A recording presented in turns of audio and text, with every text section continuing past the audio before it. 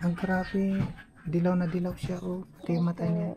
Tapos yung tiyan niya parang Malaki po. malaki na rin. Opo. Para tayo makapag-usap ng formal. Ano mo na pangalan ni ate? Shara po.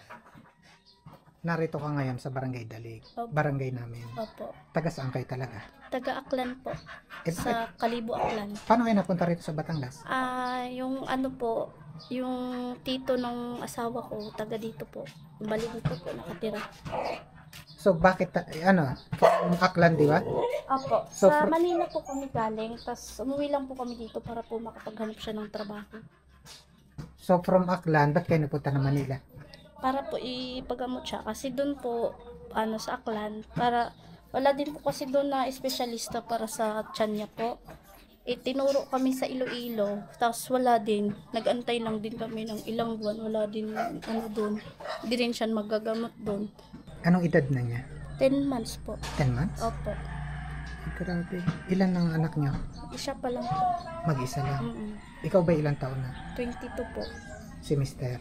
22 din po. Yung karamdaman niya, kailan niya umpisa napansin? Ano po, nung 4 months po, napansin ko yung yung sa tiyan niya, yung nagkaroon ng parang yung ugat na lumaki.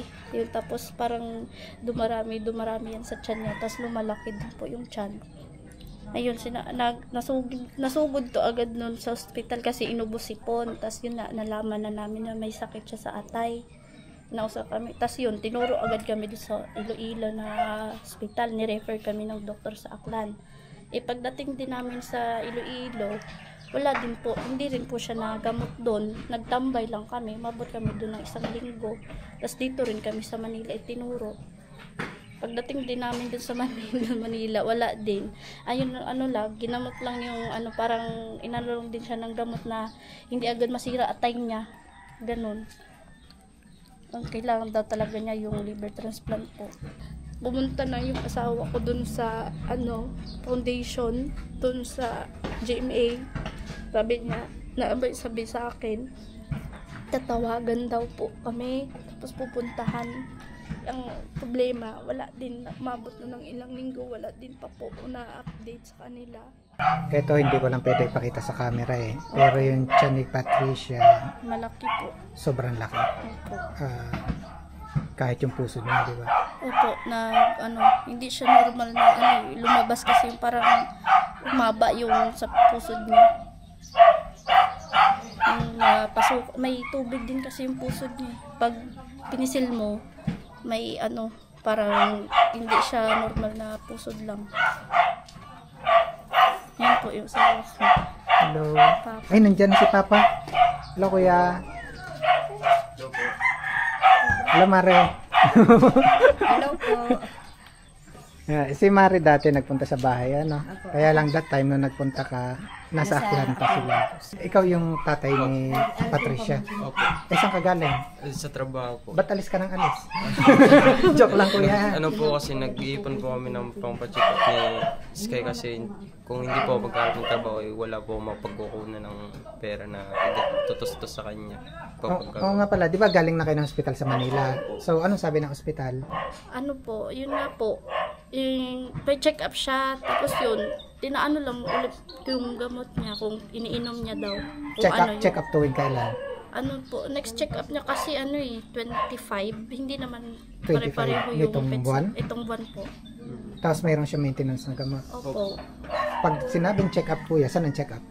Andun din po sa Manila Manila. din? Balik po kami ulit ng Biyahe Manila. po kami. May panggastos kayo para sa check up. Malapit na, 25. 25 po. So, yun nga po, wala nga po ako nagtatrabaho, nag-ipon po para po pag nagpa-check up hindi po kaso nga naman po nga kung kaya pa kasi yung gamot niya kasi isang gamot niya pa lang ay nagda2,000 na agad. Isang gamot pa lang. Oo, sa yun, maintenance niya isang buwan. Po. Marami po siyang klaseng gamot. Yun nga po yung namin, kung di namin mabilan sabi ng doktor lalaki daw yung tiyan niya. Tuwing umiiyak siya tapos parang may iniinda, nalulungkot din po ako bilang nanay. Kasi po, yung anak ko hindi ganun ka okay yung pakiramdam niya araw-araw. kada tuwing umiiyak po siya. Nahihirapan din po ako. Tapos sabi nga po nila, buti daw po ako hindi nasuko kasi may ganitong anak ako. Sabi ko, nakikita ko naman po sa bata na parang hindi nanghihina. Kaya lumalakas din po yung loob ko bilang nanay po. Lumalaban po kasi siya.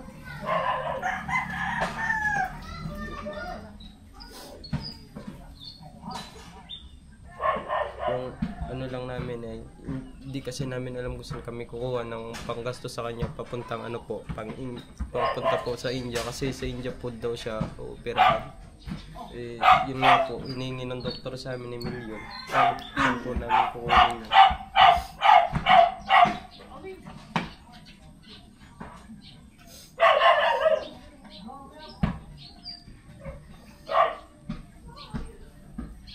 PBE. Itong ganitong karamdaman, alam ko napakabigat ng karamdaman ito. Hindi ito yung first time na may na-vlog ako na ganyang kondisyon. At ang dami rin naman nga na lumalapit siya, katulad ni Baby Patricia. Alam ko, talagang yung halaga ng ganitong karamdaman, milyon ito. So, maraming dasal yung kailangan natin. Ano? Opo. Sana may makarinig. Yung dasal nga po namin araw-araw na sana kahit hindi na siya maopera, magkaroon ba ng himala na mawala po agad yung sakit niya. Yun po yung pinapanalawin ko araw-araw sa bata eh. Iniiyakan ko na nga po yung sana ako makuha yung sakit niya kahit hindi na siya maopera, yung parang magkaroon ng himala po. Kasi parang hirap din kasi ako pag nakikita ko yung anak ko na umiiyak, hindi namin malaman kung ano yung iniintan niya, kung ano yung masakit sa kanya. Kaya po, minsan pag gabi po, naiyak na lang ako na sana ako makuha yung sakit ng bata kahit hindi na po siya maoperahan. Magkaroon ba ng himala, sabi ko. Kasi mabigat din sa akin na araw-araw kami magkasama. Umiiyak siya, hindi ko malaman kung ano yung masakit sa kanya. Sana po matulungan niyo yung anak namin na makahit konting tulong po na makaipon ni namin para po mapagamot namin siya sa India po, na sana maoperahan agad siya para hindi rin po mahirapan yung bata. Sana po matulungan niyo po kami kahit kaunti, maiipon din po iyon para po pagamot namin siya. Ngayon hawak-hawak mo si Patricia bilang ina, anong may papromise mo sa kanya? Promise ko po kay Sky, kahit anong hirap mapagdaanan namin, hindi ko siya susukuan. Gagawa't gagawa po kami ng paraan, kung pwede lang po kakapalan na namin yung mukha namin, gagawin na po namin para lang magaling po siya at gumaling siya at maging normal na po yung buhay niya, na hindi ko siya nahihirapan araw-araw sa sumakit yung tiyan niya.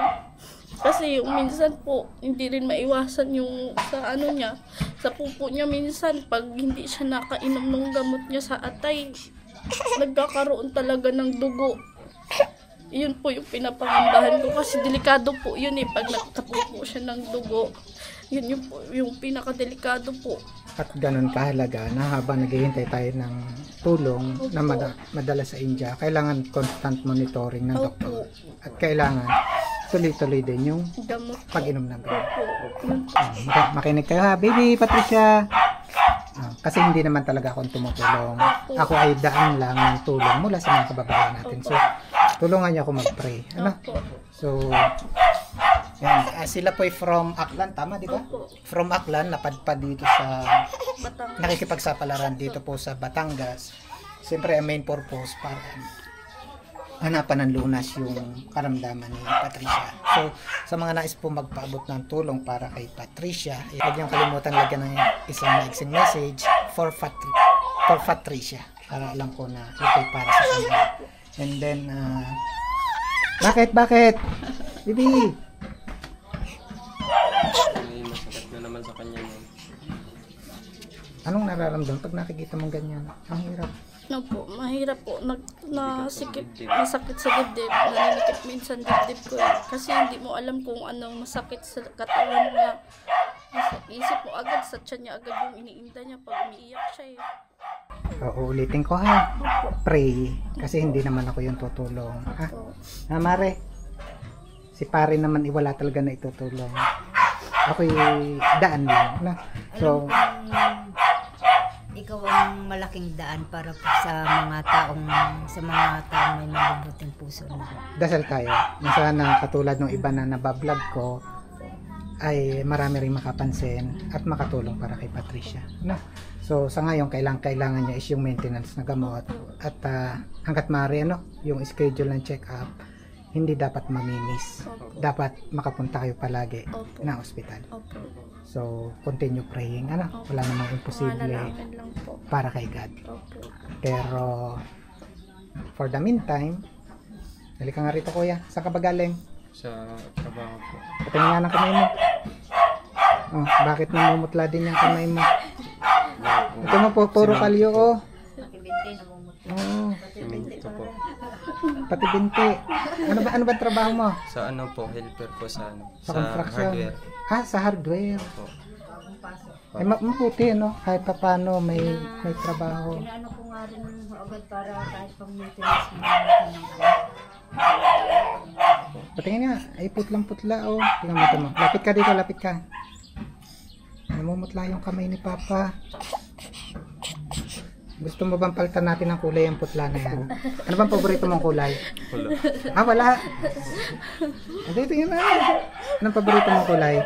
Itim po. Hindi, tignan mo, putla yung kamay niya eh. Palitan natin ng kulay yan ha. Kuya dyan, Patrick. Buka yung kamay. Ba't mo binuka?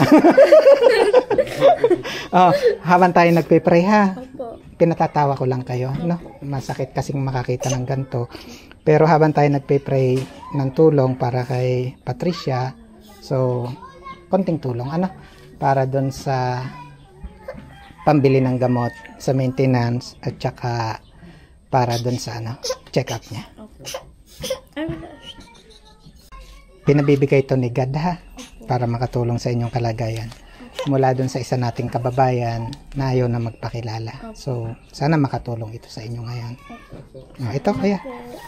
1, 2, 3, 4, 5,000 kuya. Maraming salamat Salamat po. po. Maraming salamat po sa nagbigay ng tulong na ito. Malaking tulong po ito sa Malaking amin. tulong na po ito sa amin. Salamat. May pang check up na pang maintenance na siskay namin. Dasal ha. Opo. Wala naman akong maitutulong talaga. Sobrang hindi ko maiwasan mapaluha kasi alam ko kung gaano kabigat ang ganitong karamdaman. Pero wala namang imposible kay God. Baka kaya from Aklan, napunta kayo ng Batangas. Hopefully, magindaan para sa kagalingan ni Patricia. Salamat po, sir. Kasi pumunta talaga dito para matulungan, anon kami, para may ibang tumulong po sa amin. Pati ako napapalo. Kasi alam ko po kung gaano kabigat ang karamdaman ni Patricia. Or anong tawag? Sky? Sky po. Alam ko po kasi kung gaano kabigat ang karamdaman niya. I'm sorry, pero masasabi natin ang katumbas po ng buhay ni Patricia.